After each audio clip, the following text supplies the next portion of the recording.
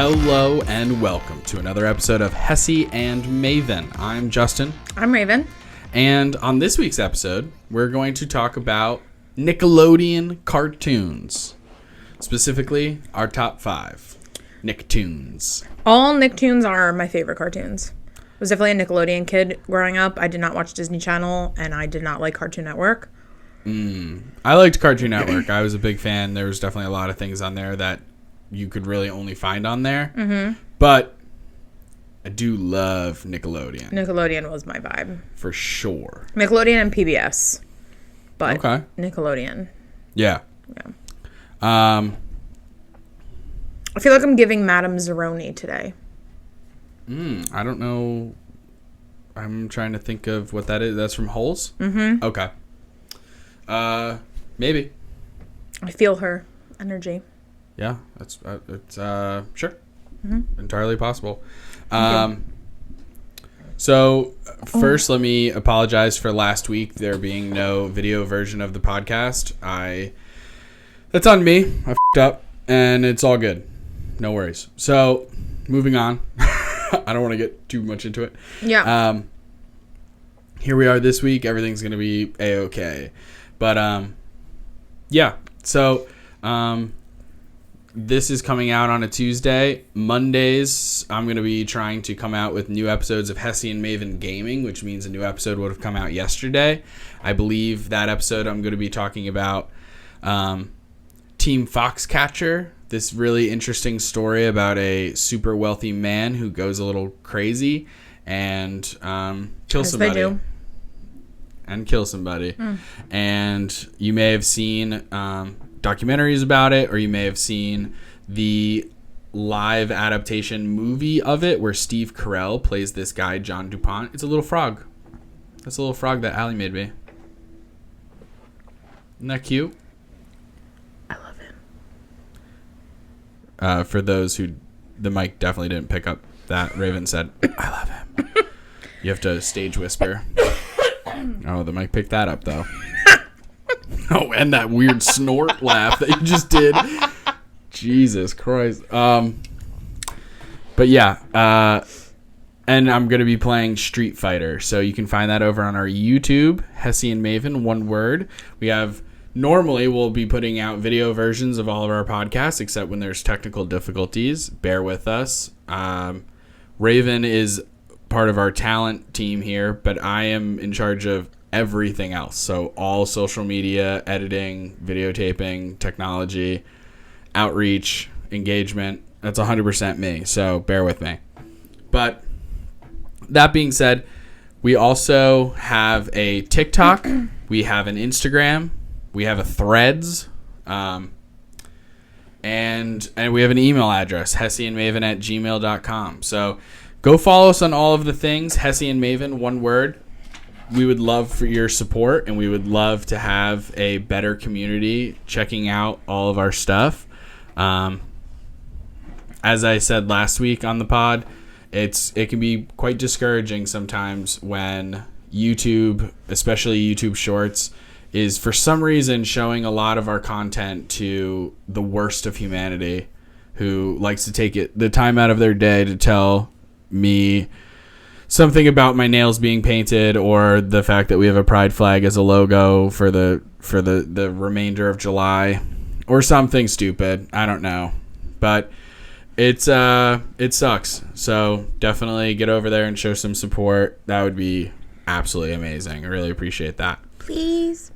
But we're not going to let the haters keep us down, because I end up just reporting them for harassment every single time and blocking them, and because I'm not going to sit here and have arguments with them. You know what I mean? Yeah, it's not worth it. If it were like my personal account and it was just like just Justin, then I would probably go into it with some people, because that's the kind of person I am, and I want to stand up for myself and also stand up for the LGBTQ community and for sure all these different things.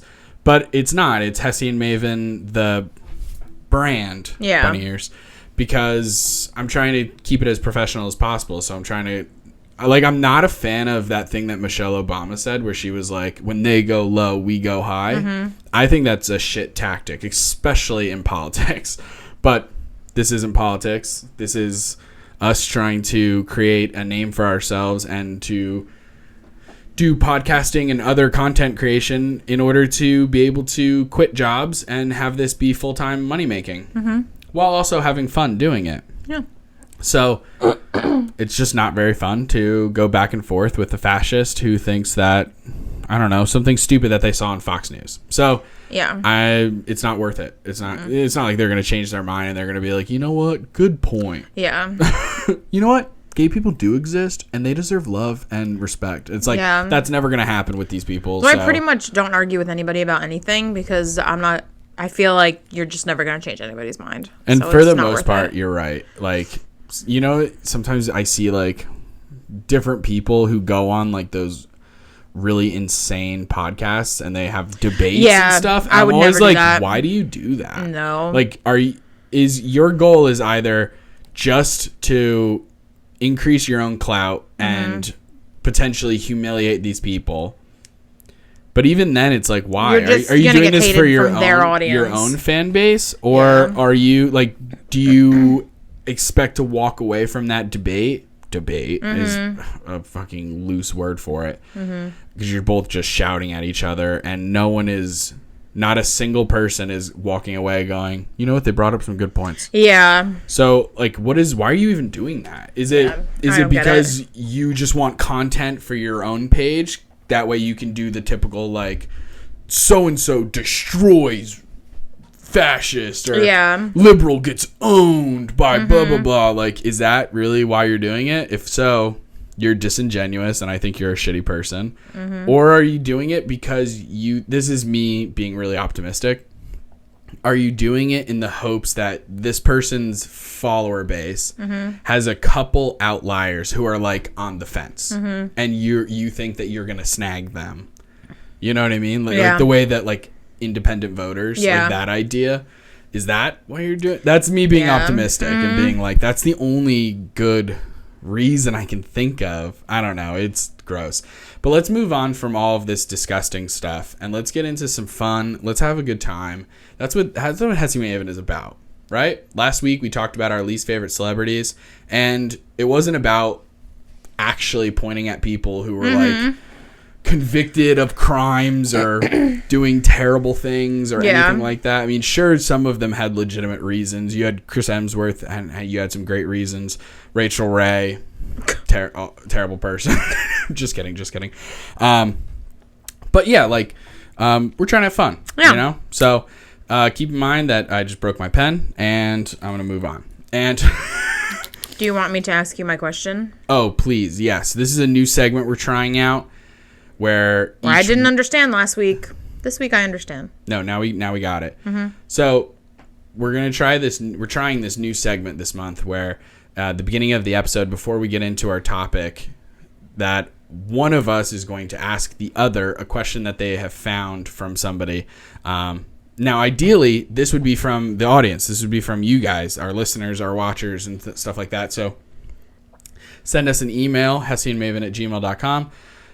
Reach out to us on, any of the social media platforms that you follow us on, whether it's Instagram, TikTok, Threads, YouTube, whatever.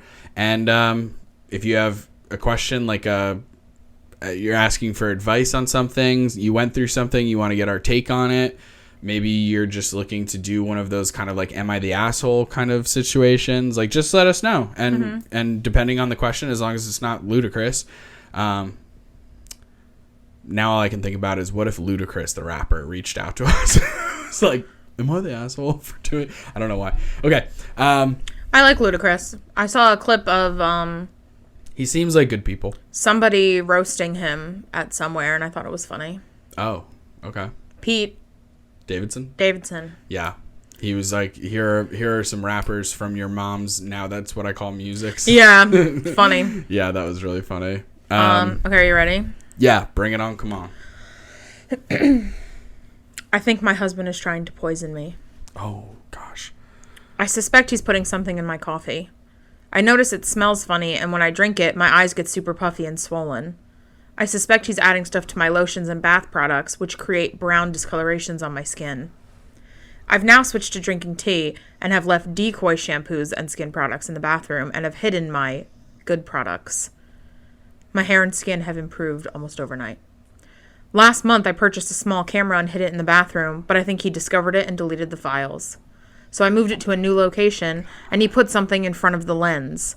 I need help. I've been married to this man for 11 years. What do I do? Whoa. Okay, that is crazy. They've been married for 11 years? Yeah. Oh, wow, that's so interesting. Okay, here's what you do. Do they have a name? No. What should we call them? Serene. Serene, and what's her husband's name? Dan. Okay. Serene, this is what you're going to want to do, okay? Let's operate first under the presumption that Dan is trying to poison you. Mm-hmm. Take a long look in the mirror. What did you do to deserve... No, I'm just kidding. I'm just joking. That's crazy. Like it's your fault. Just gaslight her. And be like, why are you getting poisoned? Yeah. What's wrong with you? No. Totally joking. Okay. Here's what I would do. I love all of your work thus far. Set up another hidden camera, because I think that's going to be big. better at hiding it. Be better at hiding. Yeah. Serene, you got to hide your cameras better. Do that, and then that will be very good. You need to put it in a place that he's not going to find. Yeah, because the problem now is that hidden. He knows you're putting up cameras. That potentially could be the problem. If you did get to the first camera, which it sounds like he may have. You said sounds like he deleted the files. And she said she moved it, and then he put something in front of the lens. Oh. So he found the second camera. Wow. Okay, yeah, you got to be real clever about where you put this camera. Yeah. Secondly, unfortunately, I think you're going to have to poison him back. No, I'm kidding. That's also a joke. No, I think you need to... Realistically, my advice would be to, like, test the products. Like, find out if there's poison in them. Oh, yeah. Can you do that? Can you, like, bring it to a lab? Like one of those clinic labs. Or something? Yeah, exactly. Like where you get your blood taken for job interviews, or where you pee test and stuff like that. Yeah. I'm guaranteed they can do it. Could you imagine sample? Like making that phone call and being like, I need you to test this coffee. And also the shampoo. And she said... Is there poison? She said that he is poisoning her coffee and then shampoo. Yeah. Those are the two methods of poison? Yeah. Okay. Shampoo is a really interesting one because it's going to have to be a really specific type of poison to be able to be applied topically that way. You know what I mean? Like, because you're not consuming it. So it has to be something that can seep through your skin, which is going to be really intense. Not to mention, you're washing it off with water. Yeah, she said... But she does mention that her hair gets better. She suspects that he's adding it to her lotions and her shampoos because they're creating brown discolorations on her skin. Okay. So when she left out decoy shampoos and skin products and hid her untouched products, her hair and skin improved almost overnight. That is not a good sign.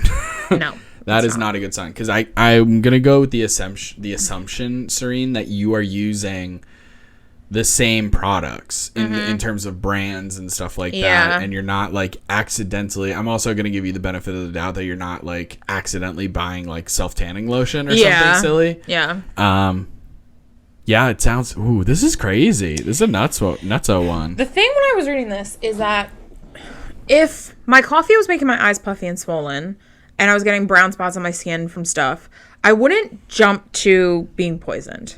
Okay. Ooh, I would maybe jump. Didn't even consider. I would maybe jump to allergic a new allergy or something like that. But when I started to put up cameras, and they were being tampered with, then I might start to think some stuff. Well, you also have to assume that you have to think that he deleted the file. He left the camera there, deleted the files. That's not very smart on him.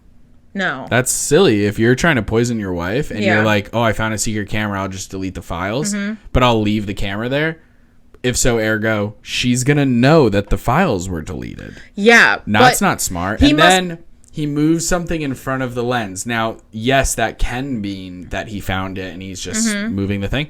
Or it means that he like, maybe you didn't click record. As somebody who has experienced technical difficulties with recording things, if so, I was about to say if so ergo again, and I was like, I've said it 5 times already. I think, like, he must be banking on her not confronting him. Yeah, but eventually. I don't know. Or her just dying from the poison. This is what I would do if I was her. Okay. Get a family friend to come over. Maybe one of his relatives, an aunt. Whoever. Great Aunt Stephanie. Get a great Aunt Stephanie. Have him make you your coffee. If it's got the smell, give it to the aunt. Be like, oh my God, he makes my coffee this really special way. He puts this brown sugar in it. Please, you try it. Your solution is to be like, you're going to try and poison me?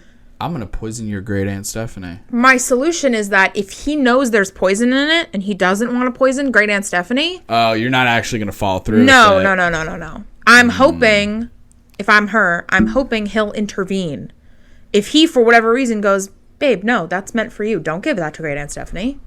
And you go, no, it's fine. Just I'll make my own. Yeah. And he's like, no, babe, that's your coffee. Then I'm gonna know. Oh, I see what you're doing there. Okay, I thought you were willing to just throw out great Aunt Stephanie to the winds. Well, let's be real. She can probably go, and no one will really miss her. But yeah, that would be my tactic. That's an interesting one. Yeah, it is. So yeah, there's a bunch of possibilities. I suppose I would get myself checked. Get your own blood work done. Maybe that's a way that you can find out if you have an allergy, a new allergy. You can also find out if there's toxins or some type of sort of poison in your skin. And then again, bring those products that you suspect have been tampered with to a lab. Yeah. And check it out and stuff like that. Could you imagine finding out that your partner was trying to poison you? Oh, no, I can't. That's absolutely bananas. I can't imagine it at all. It feels nuts, and it feels like... I would just feel like I was in the Twilight Zone. Yeah. And, like, again, I'm kind of being a little bit more serious. I'm genuinely not trying to put any of this blame on the victim. Yeah. Because that's fucked up. But in a bigger picture, why does your husband feel like he has way, to poison you? Why is he trying to poison you? Yeah. Did you just take out a big life insurance policy? Mm-hmm. Are you having an affair? Mm-hmm. Is he having an affair? Did something happen? Did he lose his job and he's stressed out about bills? Like, does he have secret credit cards that are maxed out that you don't know about? Like, something. And the tough thing there is a couple of the reasons, probably the most probable reasons of why he's trying to poison her, she might not even know. If he's having an affair and he wants to kill her so he can run off with the mistress. Oh, no, fair, yeah. She wouldn't know. If She's he's not got secret credit cards, she wouldn't know. No, I know. I'm just know what I mean? I'm just trying to think, like, why would... Because it's very rare that... Poison is also normally a woman's game, so... Normally. That's normally the go-to. Yeah. Or, like, the... Stereotype. The stereotype, yeah. Mm-hmm. Thank you. Yeah, it is interesting. But again, I think it's very interesting just in the sense that he is... If he is... That Dan is... giving you one poison in your coffee that you have to consume, and then another poison that is topically. Yeah, maybe he just wants to be doubly sure. I guess it's just like they have to be two different kinds of poisons. Like some poisons are, if you get arsenic on your skin, is it not going to do anything? You have to ingest it. I don't know enough about poison. Yeah, neither do I. They're probably a good thing. That's a good sign. Yeah. Yeah, it's a green flag in a romantic partner. For the record, How much do you know about poison?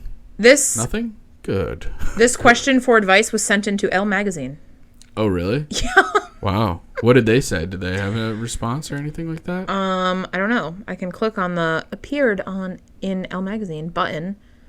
Ask E. Jean. My husband is trying to poison me. Let's see.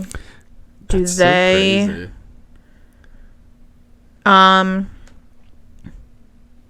This is such a wild one. Yeah. How was your guys' relationship where that was the jump? And I'd be curious to know how much true crime you watch. Yeah, this is absolutely crazy. Oh, yeah, so the person who responds to this question on Elle Magazine wrote, "Good Lord, let me get this straight. Your husband is putting God knows what." Oh, she wrote, "Lie on your loofah, mercury in your mousse." To be like, yeah, kitschy. we love an alliteration. Yeah. She wrote, "And you want a good lab?" I guess maybe. Oh, the person wrote, "Do you know of a good lab where I can send the products to have them tested for tampering?" She wrote, "I know unhappy wives shoot more film of scheming husbands than Alfred Hitchcock." A recent front page story in the Wall Street Journal headlined, "Spy Gear Arms Race wasn't about the CIA. It was about I've never seen this word before. Connubial?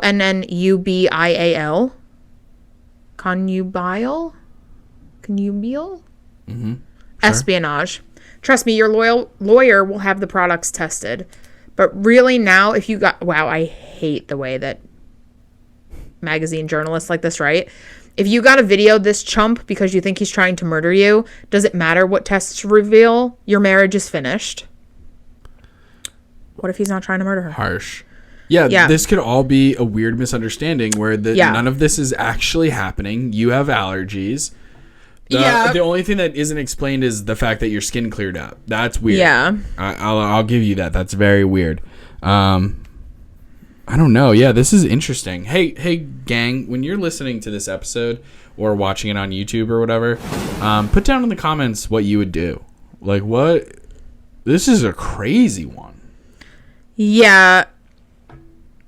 This is crazy. At the end, she writes that his potential motive might be she has a successful career and owns significant assets, and he doesn't work. Get a prenup. She wrote, "If he wanted to kill me, he's had plenty of chances." Jeez Louise. Man, I really hope I'm never, ever in a relationship where I'm like, he might be trying to kill me. No, I mean, we all hope that is not the case. Yeah. No. I listened to a whole podcast one time about from like a family lawyer or something like that, talking about prenups. Mm-hmm. I'm a fan. Yeah. And not like, you always hear about prenups, but it's always in like drama, like on TV or a movie or something, and it's always like, I'm super rich and you're not, and you're only marrying me to get my money. And it's like, prenups are so much different than that. Like, of course that could be one thing, but like, prenups are complicated. There's many reasons people get them. Maybe your husband, Dan, tries to freaking poison your shampoo. Now you wish you had a prenup because you probably wouldn't do that. I don't know. The whole thing's crazy. I know. Wild. That is God insane. Bless you, Serene. Good luck, Serene. I hope you weren't poisoned. Yeah. Wow. All right. I hope you're right back in. God, that threw me for a loop. But let's get into it, shall we? Yes. Okay. Hi, I'm Dan. And I'm Jen, and we're the hosts of Band Camp, a comedy podcast where we read banned books and try to figure out why they were banned in the first place. This season, we're reading Fahrenheit 451, one chapter at a time out loud, so you don't have to. If you enjoy funny, smart talk, or kind of smart talk anyway, about banned books and the stupid reason some people want to ban them, as well as listening to us read a classic book, search for Band Camp on your favorite podcast player, and that's band with 2 N's. So, again, we're doing Nickelodeon cartoons. I originally thought we were doing... Nickelodeon. I originally thought that we were doing specific characters and stuff like that. But I just... Whatever character it was, I just was like, all right, I'll just pick that cartoon that they're from, I guess. Okay. Which is not hard. It was very easy. But, yeah, I'm interested to see what you got on here. It's interesting also because like some of these cartoons aren't even around anymore. So there's like a level of nostalgia. There's a level of memory and looking back and being fond and thinking about maybe what was going on in your life at that time. There's some shows that like, for me personally, like we're so close to making the list, but partly because I thought we were doing characters, they didn't make the list. But regardless, that doesn't really matter. Mm-hmm. But I'll give you an example because I know for a fact that it's not on your list because I don't think you've ever seen this show. Okay. Have you ever heard of the show Kablam? No. Exactly. Nailed it. Sorry, I need to go back to Nicktoons and go to the Wikipedia that has a list of all of them. No, what the fuck is this? I looked at a list of that too. There was a show on there called like something and Chum Chum or Chum Chum and something. Oh, yeah. And I hated that show. I remember that show coming on, but yeah, no, that show was no bueno. Fanboy and Chum Chum. Yes. No, thank you. No, thank you. But Kablam came out in 1996 and it aired until 2000. And it was like a variety show almost. Like it was like there was two hosts that were cartoons and they would like kick it over to different like mini shows. And they would be all different kinds of mediums, which is one of the things I really liked about it. Like one of the shows would be like claymation. One of the shows would be cartoons. One of them would be stop animation. Okay. Like all different kinds of styles of making things. So I thought that was really cool. Okay. And I was a fan of it. Okay. But it didn't make my list because... Honorable mention. 1,000,000%. Yeah. When we're done, I'll go through a whole honorable mention list of there's so many good ones. But some of them were like shows that I watched a little bit like when they came out and stuff. And then like they're probably not even in my top 10. But like... Like Danny Phantom. They had... no, Danny Phantom was amazing. I love Danny Phantom. It's not in my top 5, but no, I loved Danny Phantom so much. But no, I was gonna say Chalk Zone. Loved Chalk Zone. Really? Yeah, I loved Chalk Zone. I like Chalk Zone a lot and everything, but for me, Chalk Zone isn't like one of my favorite cartoons or anything, but it was very inspiring. Chalk Zone would be in my top 10. It was just like such a cool idea. Yeah. You know, to draw like a little portal and go to a world and stuff. Like I loved it. I always thought that was so cool. But anyway, I suppose let me make sure everything's... Yep. You want to get into it? Yeah, you can go first. I went first last week. Okay. My number 5 is Rocket Power.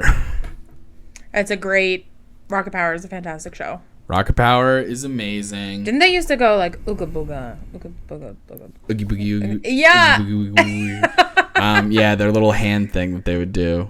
Oogie, oogie, oogie, Uncle Tito.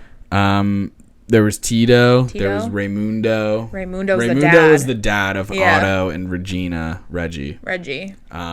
It's weird. I'm looking at their like real names, and it's as soon as I said Regina, I was like, what?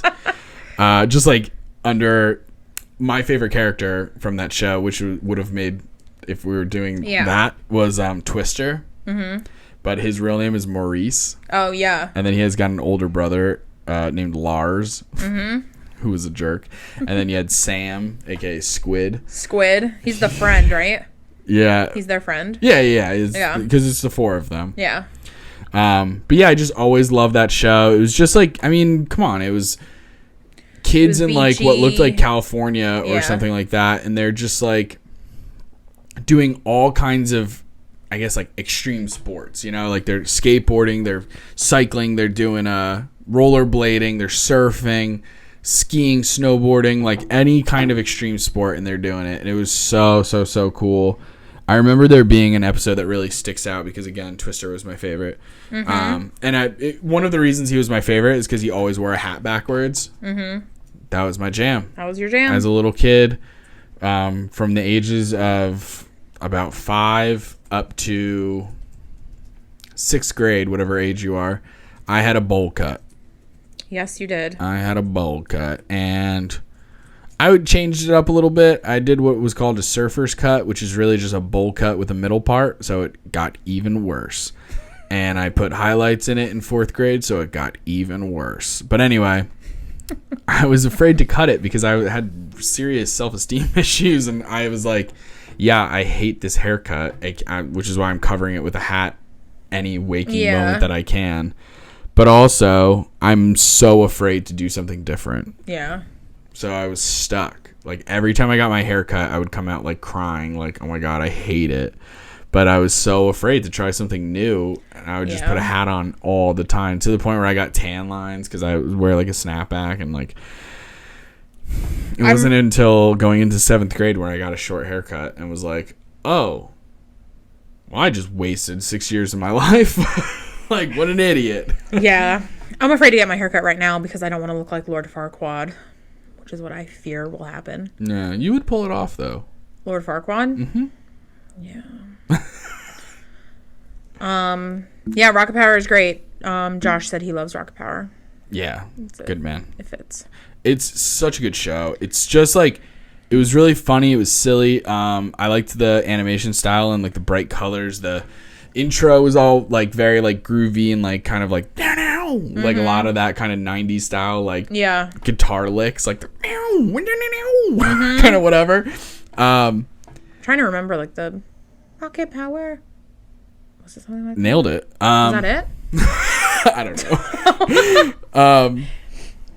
Yeah, I just loved it. I just thought it was so cool. And like the characters all had these like different kind of things going on. Like Reggie Rocket, she was the sassy older sister. And she was an aspiring publisher and writer who writes her own magazine called The Zine. Oh, a blog type magazine that covers everything from extreme sports to kid politics.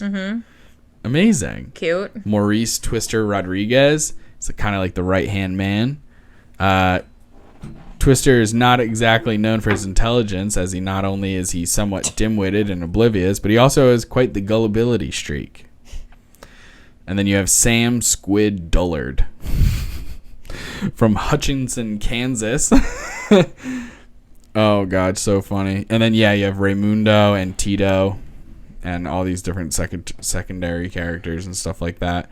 But it was amazing. It was just a lot of fun. Yeah, you know? They're and, like, really cute. That's where I've always gotten this sort of like, I don't know, for some reason growing up, I never really had like a big like local pride kind of thing. Like, but Rocket Power introduced this idea for me. I'm not saying they were the first ones to ever do it, but, you know, as a kid, it introduced to me personally this idea of, like, being a local, and then there's being tourists. Yeah, exactly that. So they called them shoobies. And there was always, like, different things that people would do to be like, oh, they're a shoobie because they do X, Y, and Z. Like, socks and sandals, shoobie. And it's crazy because socks and sandals has made a 180-degree turn in certain circles. You know what I mean? Like, the only time I find it acceptable, and this is, I'm stuck in my ways. I'm an older millennial. I'm stuck in my ways. Is athletes doing it. I see athletes doing it like before or after a game where they have socks and they put on like slides. Oh, yeah. And I'm okay with it. Yeah. But like, I don't know. If you're doing it to like high school and you're just kind of like rolling out of bed, you're wearing sweats, I kind of don't care. Yeah. You want to wear socks with flip-flops or not, slides. By all means, let your freak flag fly. I don't ever want to wear socks if I don't have to. Sort of agree with that. Yeah, I also don't love wearing socks a ton because it makes my feet feel claustrophobic. Same. And it feels like they're hugging them too tightly, and I need freedom. Yes. But my number 5, Rocket Power. Very good. What is your number 5 favorite Nicktoon? Fairly Odd Parents. I knew it was gonna make your list. I love Fairly Odd Parents. I've always loved it. I love anything that has fairies, and this cartoon I feel like always had like upper echelon comedy. Like, it was always so funny. I love the special that they did where Timmy went into like TV land. Oh. And he went into all the different channels and he was in like Fat Albert. Mm-hmm. He did a Peanuts one. Like, I love that. They did a crossover with Jimmy Neutron. The Timmy Jimmy Power Hour. Jesus. That I loved. My Shiny Teeth and Me, Chip Skylark. Absolute classic. So good. Oh my god, dude. What a blast from the past. I still joke sometimes about when Timmy's dad is like mad that he didn't get a trophy for something, and he says like, "This is where I would put my trophy if I had one." I hear it in my head, and it's so funny. That show's great. Have you seen the conspiracy theory about Trixie is the girl that Timmy has a crush on? Oh, she has the black hair. Yeah. Her friend, like the blonde cheerleader. Mm-hmm. Have you seen the conspiracy theory about her? I have, but I can't think of the details right now. So there's a theory that I can't think of the friend's name, but she is Trixie's friend. Yeah. And she... I'm just going to show you a picture. Yeah, I know exactly what you're talking about. Yeah. There's a theory that she is Trixie's fairy. And whenever they see her, she's just like in disguise, like as a human. And the reason that people think that is because she is the only human on the show who has pupils. Oh. And the only other characters on the show who have pupils are the fairies. Whoa. Yeah. There's other things too, isn't there? I think there's like a couple things. Like, I don't know, she's just always there to like help Trixie. Yeah. And she like does everything that Trixie asks her to do. It's Veronica. Yes. They think Veronica is her fairy. And if you look at photos of characters from the show, you'll see like the only characters who have pupils are the fairies. And oh boy. I think it's really cute. And oh my god, when they introduced the baby fairy, Poof. Oh yeah. And his evil equivalent, Foop. Yeah, were they all? It's just the backwards. I couldn't even handle it. And Poof is a perfect circle, and Foop is a perfect cube. It was just like everything that my heart needed. It's like you had the evil Wanda was like dumb as rocks. And yes. the evil Cosmo was super smart.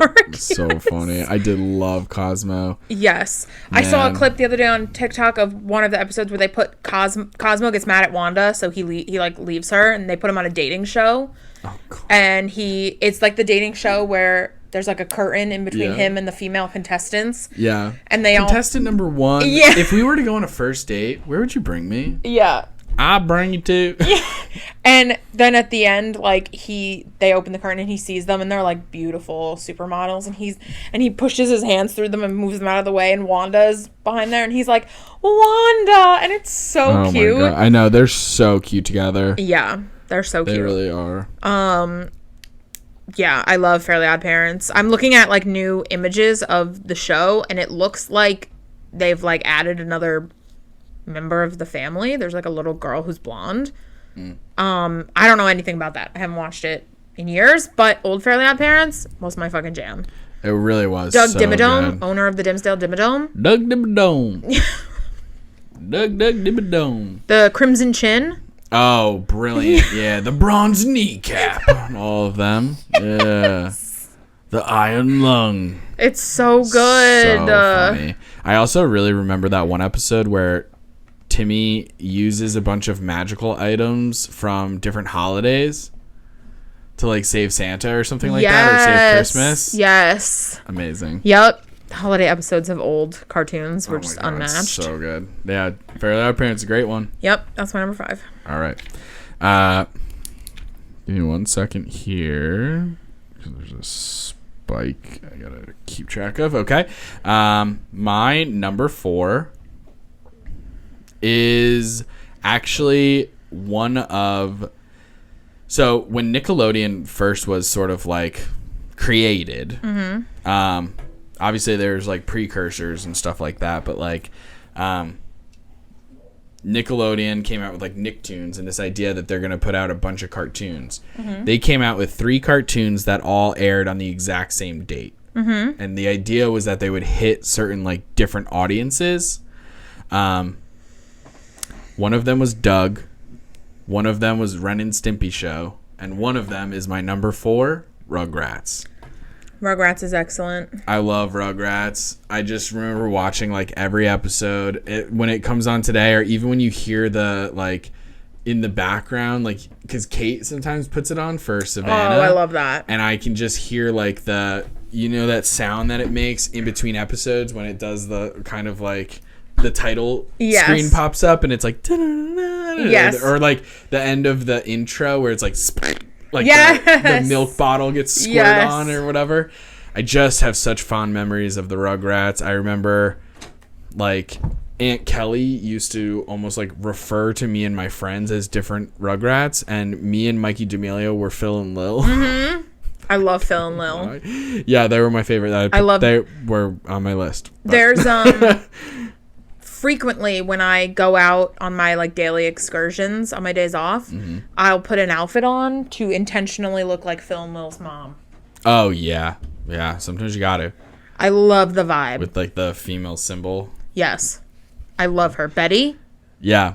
Great. I mean, all around that show is brilliant. There are a couple episodes I remember watching where, like, even as a kid, I was like, God, this Angelica person is such a bitch. Yeah, like, I hate her.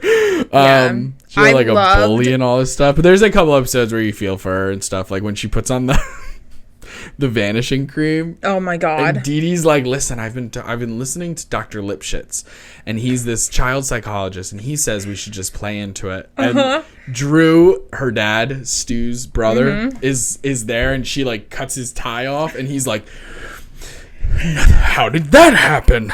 I don't know. Who's doing this?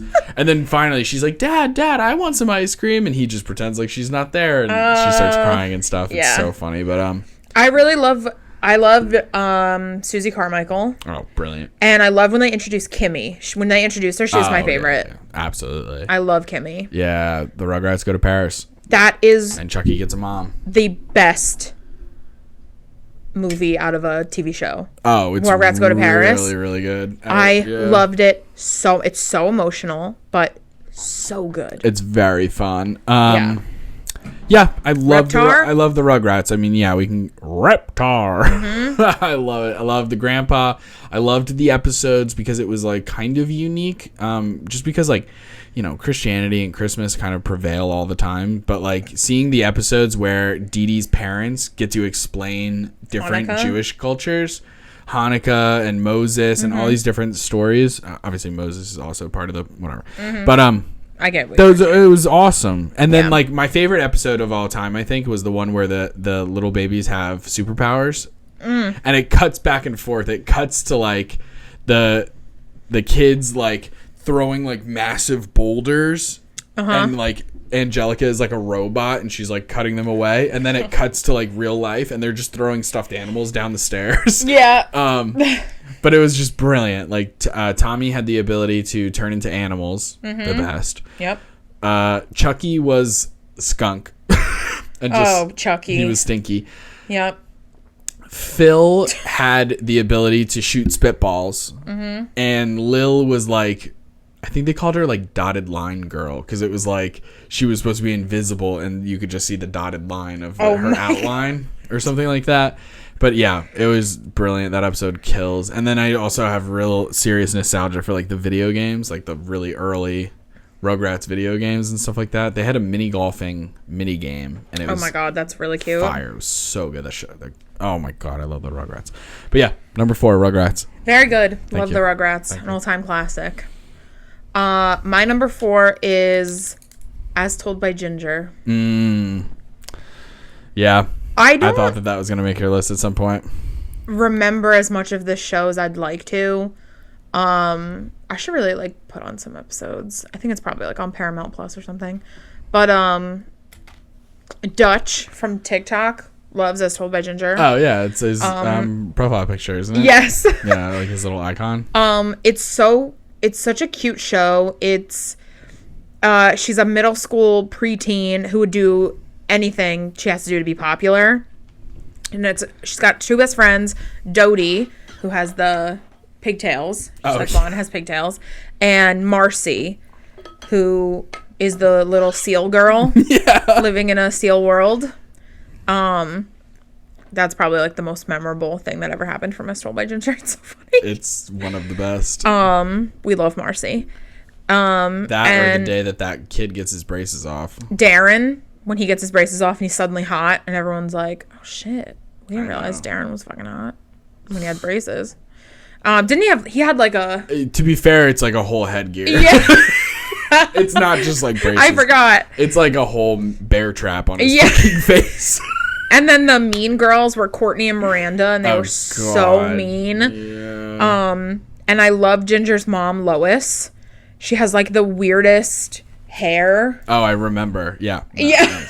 Like just like a plate on her head. Have you ever heard of the? I don't even want to call it like a conspiracy theory, but the theory that like Ginger and her mom are actually like black characters. No. Yeah. There's like a lot of little discussion and clues about it. Why would they think that? I've heard this from black creators, first of Okay. all. So let me say that. This isn't just like random white people being like, they kind of look black. Like, that's crazy and racist. But these black creators on social media and stuff, they were referencing a bunch of little things, but some of it was like their hair, the way that they cook food, different like little cultural things. Oh, okay. It was pretty interesting. That is interesting. Yeah. Oh, there's Darren with his headgear. Yeah, it just was like a cute, like coming of age.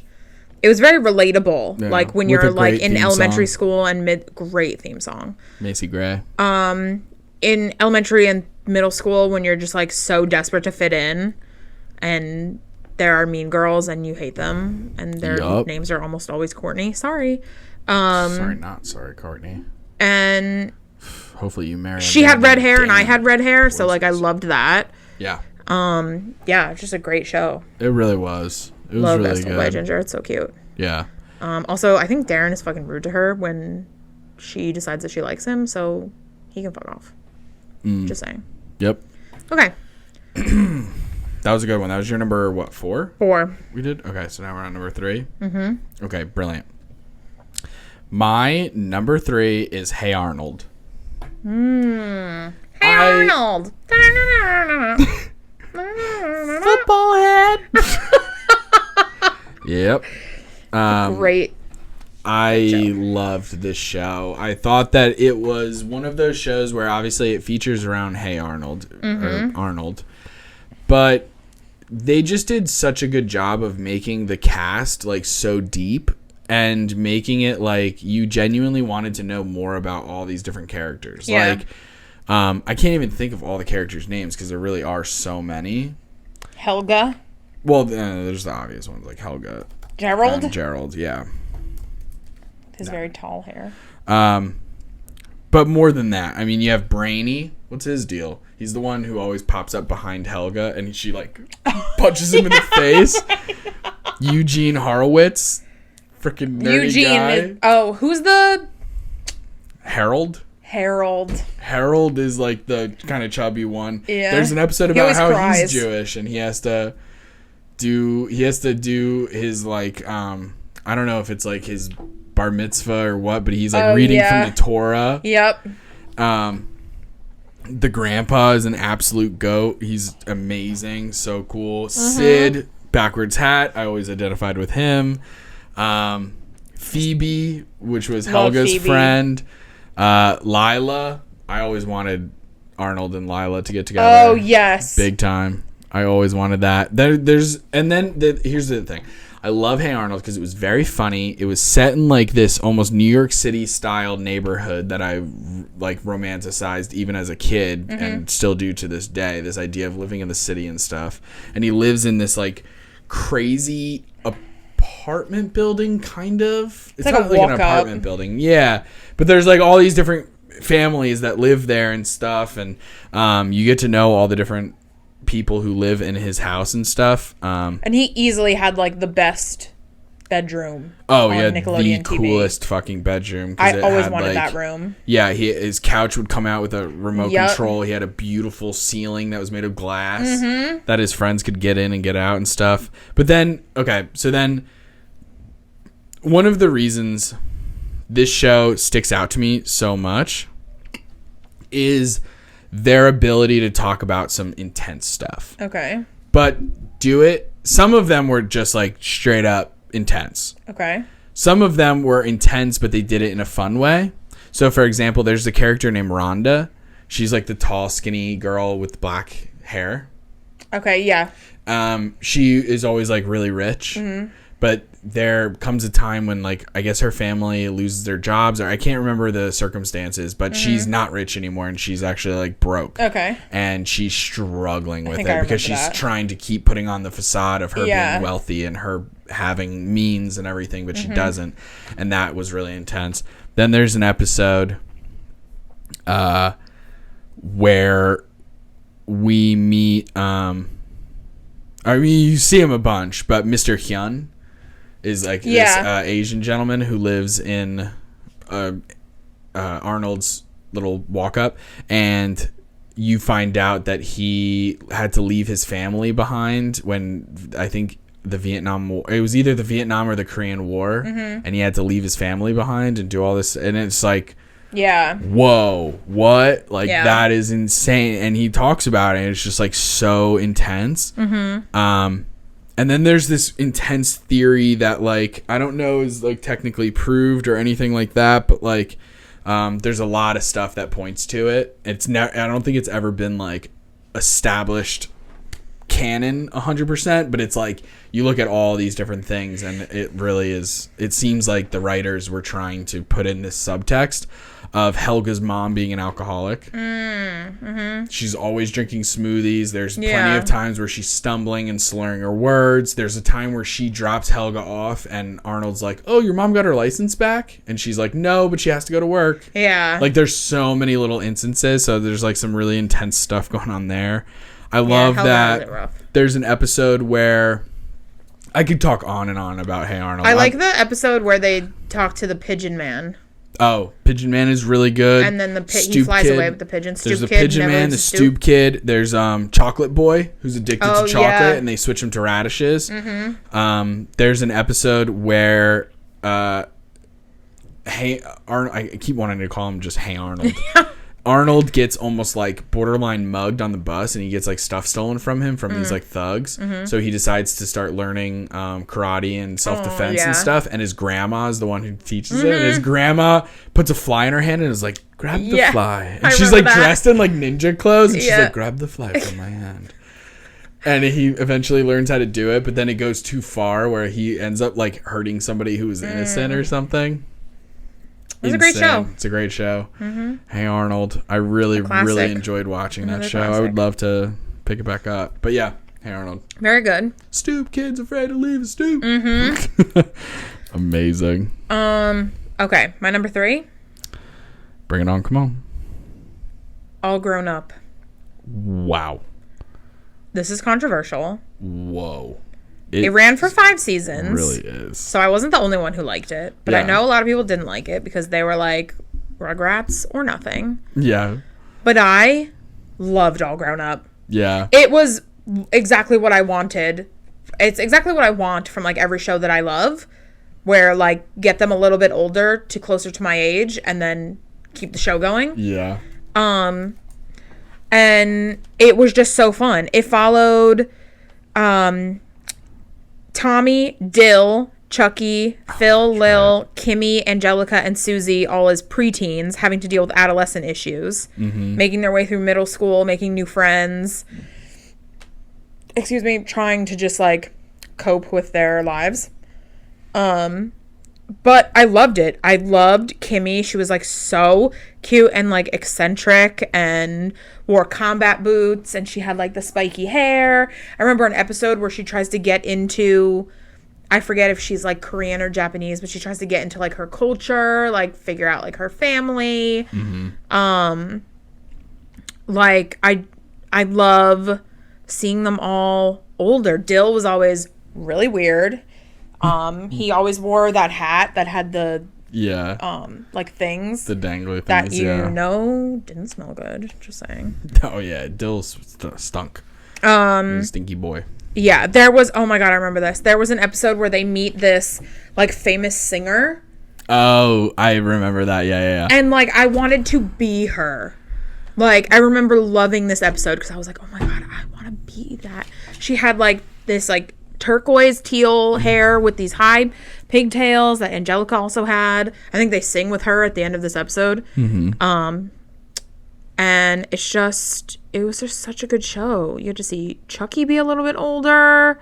Yeah, and have like crushes on girls. And, Yeah. like, crushes, amongst them and stuff like that. Yeah, it was really interesting. Yeah, and I think they can't worked remember at like a smoothie shop or something. I can't remember what Phil and Lil looked like in the show. Yeah. They have weird hair. Do they? That was literally kind of what I was asking. Yeah. Lil doesn't have the weirdest of hairs. I'm looking them up. It's just like not like the rest of them have like cohesive hair, I feel like, and theirs is like strips. Yeah. You see what I'm talking about? Yeah. Yeah. But I love it. I thought it was such a cute idea for a show. I wanted to see them all grown up. Yeah.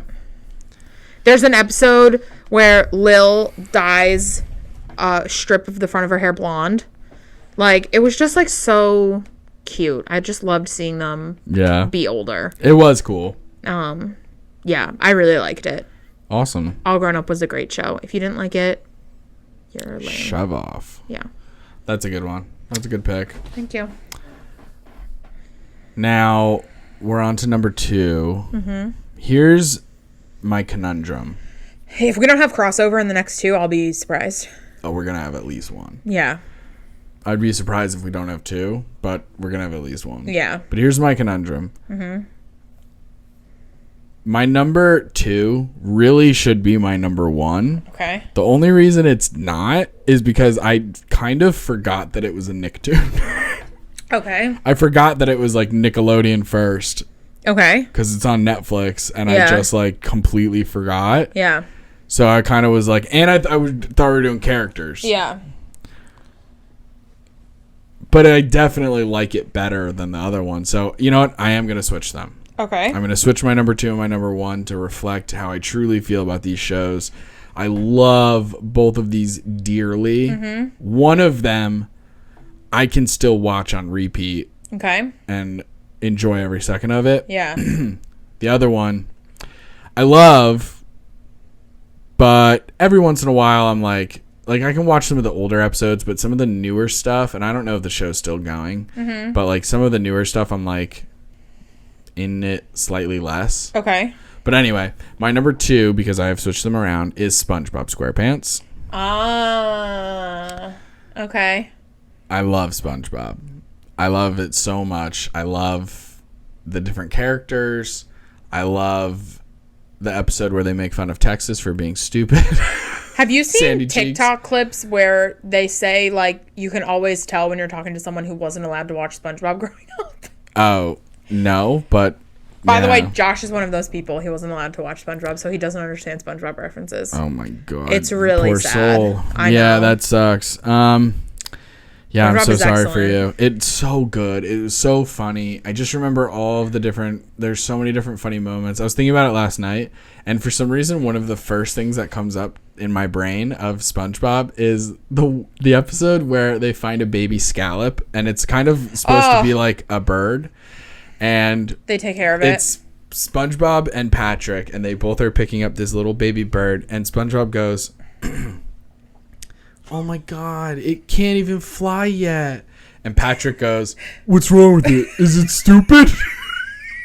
It's like, I thought that lives in my brain rent free. Like, that just, what's wrong with this? Is it stupid? That episode Just is so kills funny me. because SpongeBob is the mom and Patrick is the dad, and they take care of that God. scallop. And it's, that we joke all the time at work. Anytime one of us has like an annoying interaction with someone who's like 1,000 years old, someone in the pharmacy will go, "Chocolate?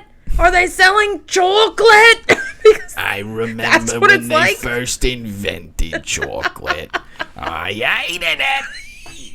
Yep, I know that scene very well. I love all the, "Oh, brother, Yeah, this guy stinks." There's so many good lines. I used to know all the different...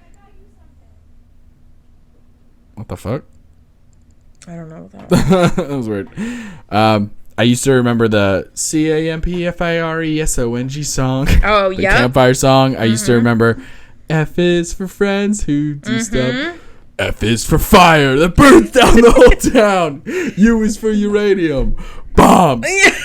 N is for no survivors. Down in the deep blue sea. Oh my god, I just fucking love that show. The marching band episode is absolutely brilliant. I used to watch on my video now. Yes, of course. Pretty Patties is one of my all-time favorite episodes. Pretty Patties is a really good one. There's so many. I mean, the show is so many. Genius. When they introduce Kevin the pickle, or the sea cucumber. The sea cucumber who looks like a pickle. Yeah. Yep. Loser. I could go on and on. Yeah, so good. The episode where they become superheroes with Mermaid Man and Barnacle Boy. Barnacle Boy. Yeah. It's just like so funny. Oh my gosh. There's a scene because Mermaid Man and Barnacle Boy are at like a retirement home, right? Mm-hmm. And there's something happens. I can't remember what, but there's like a giant flood of like cranberry juice or something. Okay. And it cuts to a hallway where there's just a guy and he's going, "Well, I'm done. My life's memoir, written in red ink." Oh my And then the window shatters and red liquid pours in and he's like, "No." And it's so the writers of that funny. show are really so good. It's brilliant. That show is so freaking good. I love Mrs. Puff every time SpongeBob fails his driver's test. Nothing was more real than when SpongeBob has to write an essay, and he just can't do I'm it. doing it, and it's just like but it's all fancy. God, dude. Yeah, SpongeBob has so. Did you like the movie? Did you watch the movie? The original SpongeBob movie? Yeah, brilliant. With David Hasselhoff? Big fan. Oh, it's so good. Big fan. Yeah. Yeah, it made me laugh a lot. It's so good. Mindy the Mermaid, played by ScarJo. Oh, God. Yeah. See, she thinks she can play anybody. Just because you're an actor doesn't mean you can play a mermaid. Let mermaids play mermaids. Amen. Except for, Haley Berry. What's her name? The one, Haley Bailey. What a name. Is her name. Haley Bailey. Haley Bailey? It's not her fucking Bailey. name, Raven. Bailey. I think her last name is Baley. Bailey. Haley Bailey. Raven, please help me. Yeah, I'm telling you, that's what it is. I'm freaking out. Haile. Haley Wait. Bailey. Her name cannot be Haley Bailey. Halle Bailey. Halle Bailey is her name. Gracious. I always want to call her Halle Berry. Everyone What does. goes in my head first. Oh God! Now she can play a mermaid by all means. Yes, but anyway, she can. Goodness gracious, I just love SpongeBob so goddamn much. Yeah, I haven't watched any new SpongeBob in recent years, but back then it always hit. Like if you couldn't find anything to put on, you just put SpongeBob on, you knew it was gonna be fun. It was gonna be funny. When they go to Rock Bottom, oh my God, so funny. When the bus come. And they had a theme park called Glove World. Oh my It was God. all gloves. Yep.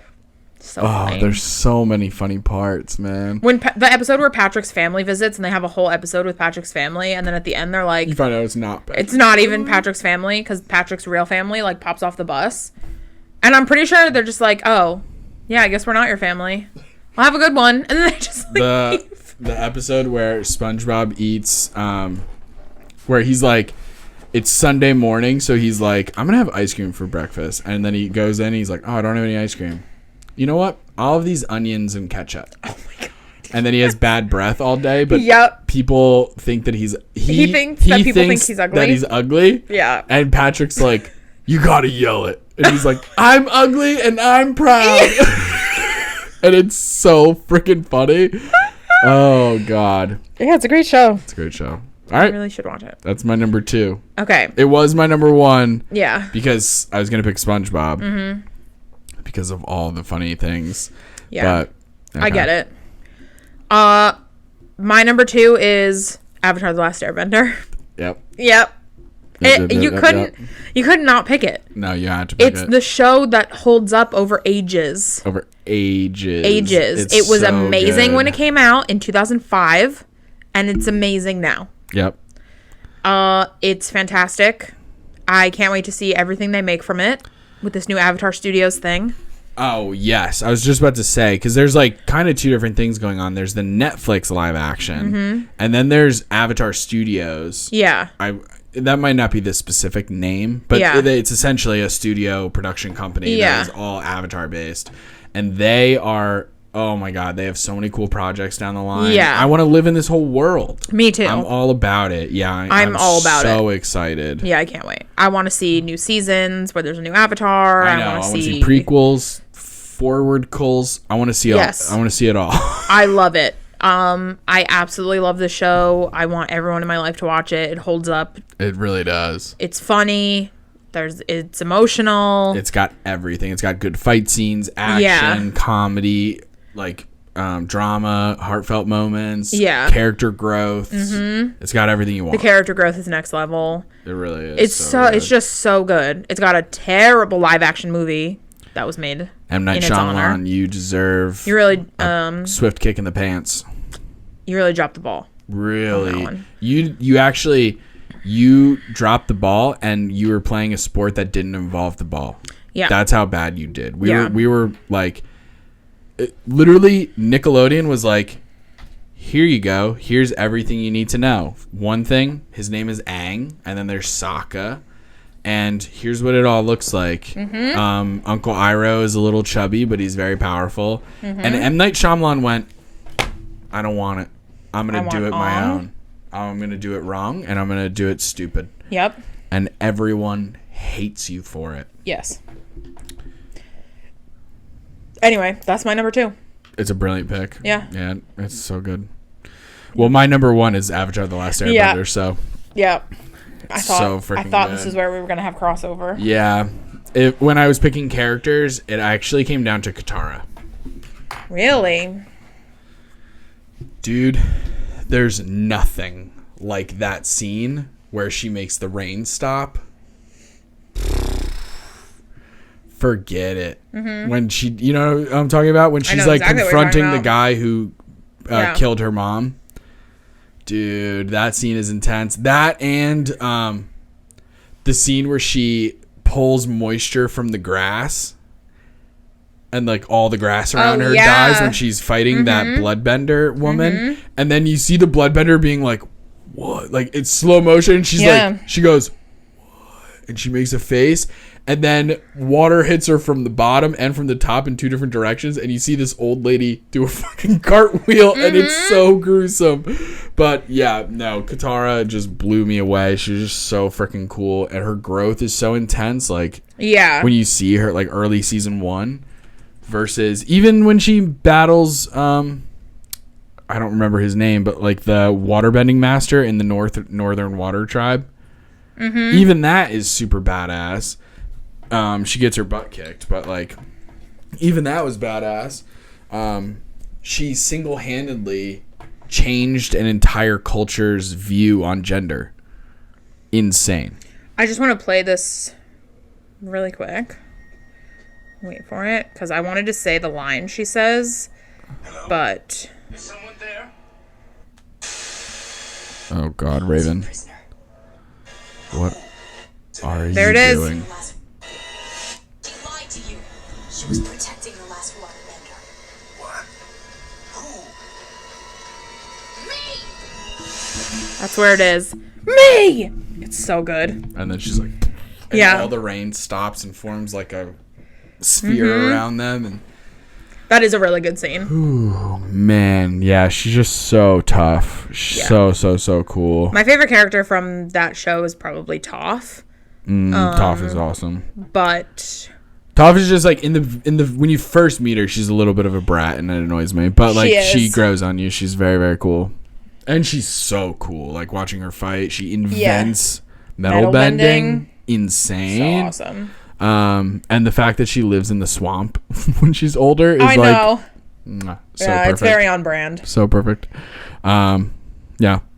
I love Avatar The Last Airbender. It's so such a good. great show. Nothing makes me more mad than James Cameron coming out with these stupid, here's my hot take. Oh. These stupid blue people movies and using the name Avatar. That pisses me off. The fact that I Yeah. can't just say Avatar. Yeah, you have and to I have to say specify. Avatar: The Last Airbender, Avatar: The Legend of Korra. I have to freaking specify. Yeah. When there's only one. There's only one Avatar. Yeah. And it is the animated, amazing, sort of American anime.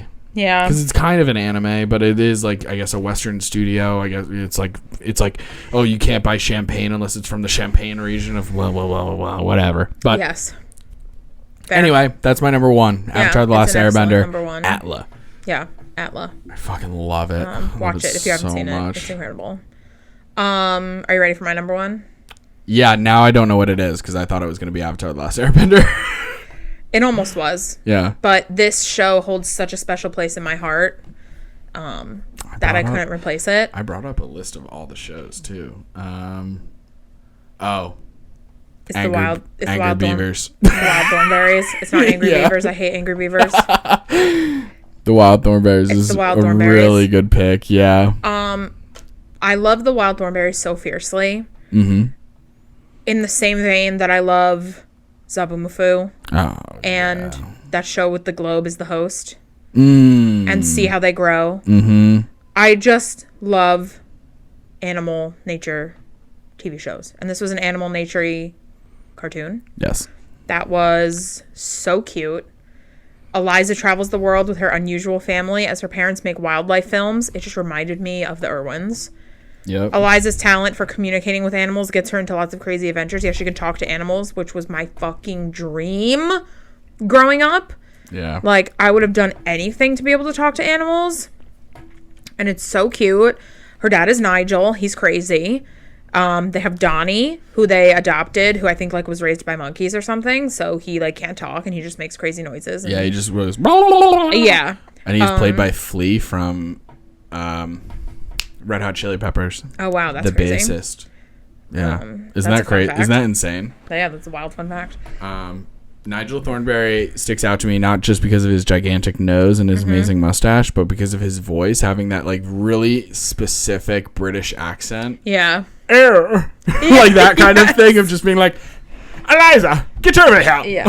Like that kind of, that's not exactly it. Yes. I haven't heard it You're in pretty forever, close, though. But it's that kind of vein. Yeah. The mom is Marianne. Then there's the older sister, Debbie. Oh, I was obsessed with Debbie. Who wears her hair in front of one of her eyes. Yeah. And is always listening to music. And I always and is imagine... like very grunge. Yeah, very grunge. She has like The flannel that's like a little too big and like ripped knees in the jeans and kind of thing. Like, yeah, very grunge. And she I just doesn't remember want being anything like, to do with any of the family. She she's so calls cool. Eliza weird and like lame, and she's just like, I know, because they did the complete. They made like the older sister is like too cool for fucking school. Yeah. And then they were like, "What about Eliza? How do we do? Let's do braided pigtails, red hair, glasses, braces. Does she have braces too? yes, Throw on braces just to make her look like a total nerd. yes, she looks so nerdy. And and the way she'll talk will be nerdy too. Yes, and She's her like, best. Mom, actually. Yes, it is like that. And her best friend is Darwin, who's a monkey. Oh yeah, he has a British accent too. Doesn't Yes, he He's does. He's like very posh. He's very His posh. British accent. He's Hey, very like hey. Flounder from The Little Mermaid, where he's like, "Is this a good idea? Like, do we really Oh, need to yeah, go?" he's a scaredy Like, cat. He's Yeah. scared of everything. And Eliza's like, "Come on, like, let's just go." I loved the crossover they did with the Rugrats. And you get to Rugrats hear Go Wild. Spike, played by Bruce Willis. Yes. And I will never forget getting the VHS. It was orange. Oh, and it came with yeah. scratch and sniff stickers to watch Oh. during the viewing. So Yep. at certain times when stuff would happen, you would scratch and then you would smell what they were smelling, which Yep. is such a good idea. It's so fucking cool. All of Nickelodeon's VHSs were orange though, because so was Good Burger. Oh, okay. So yeah, maybe they were all orange, but I remember But having this still one and very it being cool orange. because and me being it like- stands out. Yeah, Yeah. It's still very cool because it's not just like orange. It's like highlighter orange. Yes, it's very bright. I just loved it. I just related to Eliza because she was nerdy and she had red hair, and she essentially, like, her only friend was like a monkey, and I didn't have that many friends. And she loved animals, and so did I, and I just wanted to talk to animals so bad, and I just loved it. I loved everything about the Wild Thornberries. I think they did a Wild Thornberries movie where they send Eliza to like a boarding school. and it's like very sad. Like something happens where Eliza gets in too much trouble or she gets hurt or something, and there's like a grandma who comes in and they send her to a boarding school. I do not remember that at all. I'm gonna look it up. I think it's Whoa. Thornberry's movie. That's crazy. Yeah, I don't remember that in the slightest. Let's see.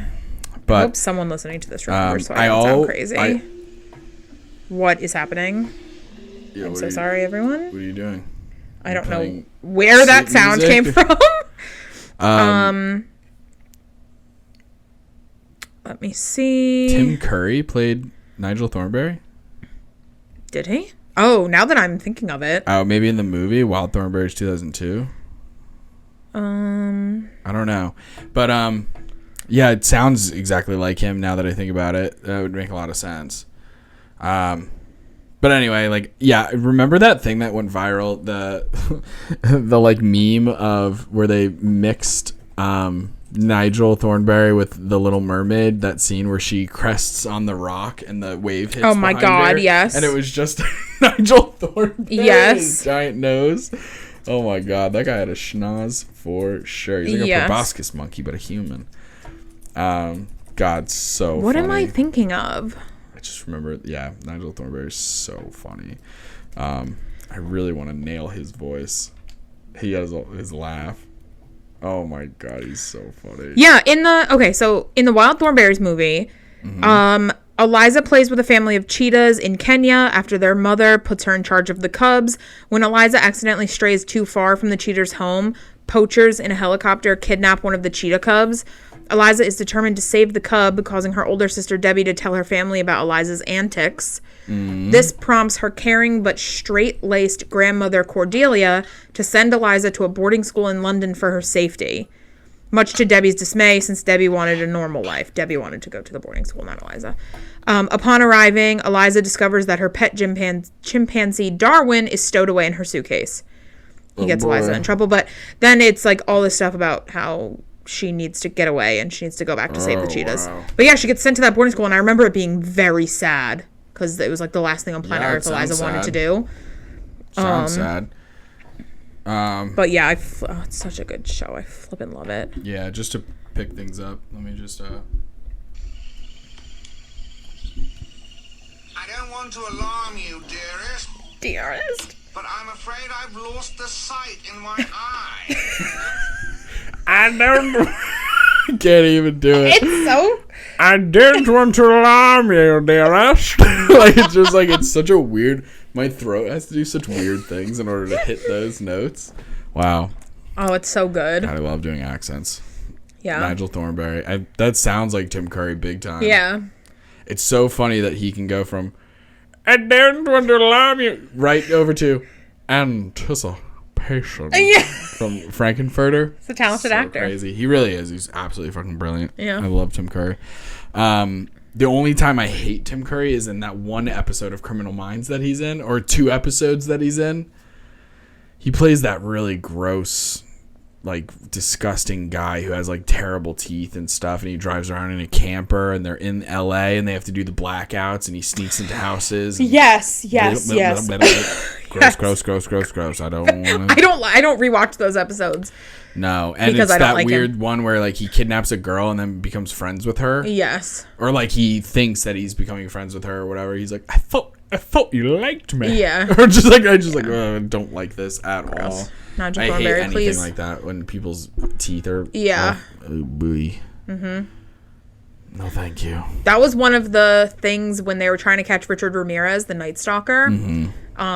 A lot of the things any of his surviving victims were able to say was that he stunk. Was that he had really bad breath. Yeah.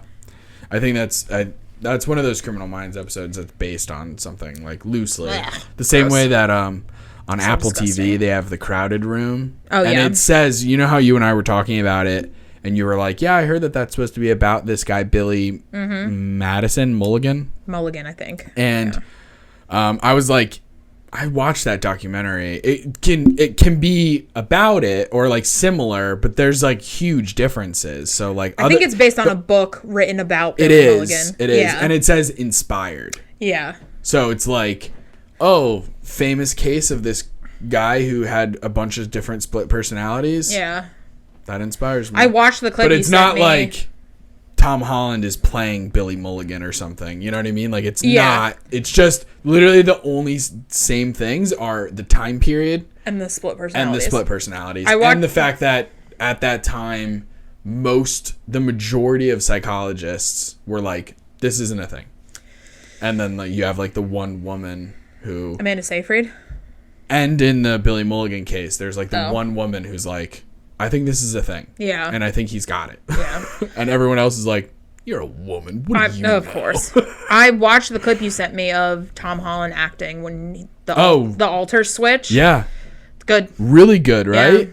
Tom Holland blows me away. Yeah, because when he's playing himself, Danny, he doesn't have a ton of emotion, so you're kind of like, you can't really tell how good of an actor he is. I love Tom Holland. I'm obsessed with this kid. I think he's great.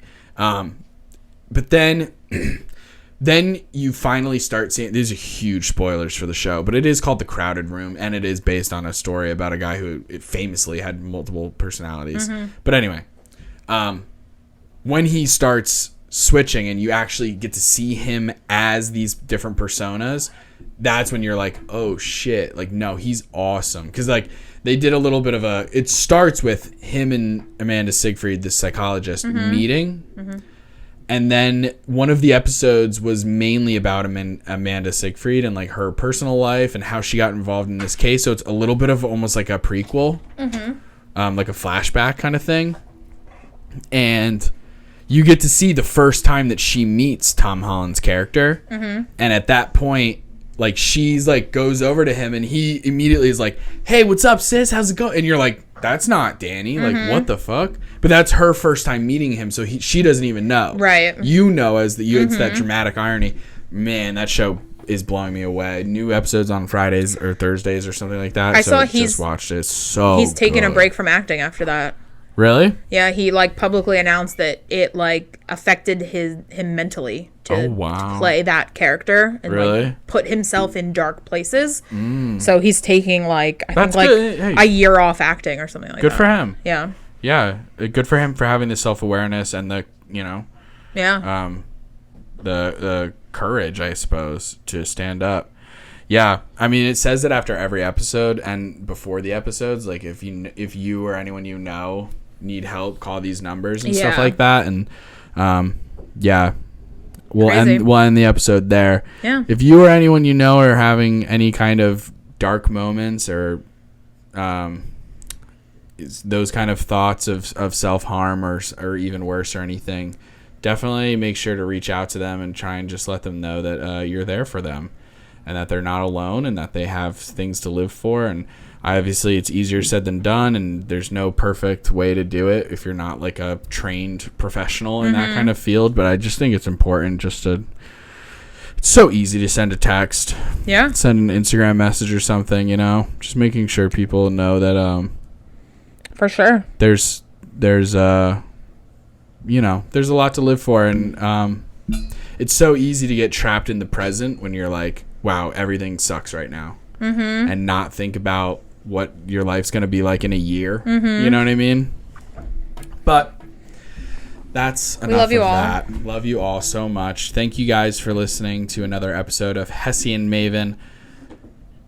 Before I do the thing, though, do follow us on all of the social media stuff. TikTok, Instagram, YouTube, podcasts, threads, Hessy and Maven, one word. Follow us on all those things. Subscribe, whatever you got to do to get the notifications to be alerted to all of our new and upcoming things. Try and make sure that leave comments. We're going to ask questions. We're trying to get input on what we should talk about next. Or with the Hessy and Maven Gaming, I might ask like, what video game should I play next, or what story should I talk about? I was moving the camera a little bit. That's fine. We're just about done. But yeah, follow us on all those things. We'd love to sort of, build and foster a community. I didn't know you could go cross-eyed, Raven. Thanks so much for tuning into this week's episode of Hessy and Maven. Please tune in next time where we talk about something else. Bye. Bye.